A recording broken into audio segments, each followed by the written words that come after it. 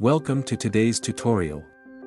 In this video, I'll walk you through the process of turning off the Suggested for You feature on Facebook. Customize your feed to only show what's important to you. Step 1. Open Facebook. Launch the Facebook app on your mobile device. Step 2. Access your settings. Tap the three horizontal lines, also known as the hamburger menu, in the bottom right corner, on iOS, or bottom right corner, on Android.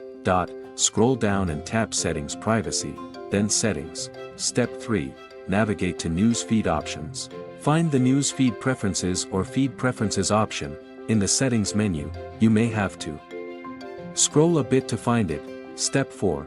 Turn off Recommended for You posts. Find and select the option related to Recommended for You content. Hopefully this information will be useful to you. Thanks for watching the video.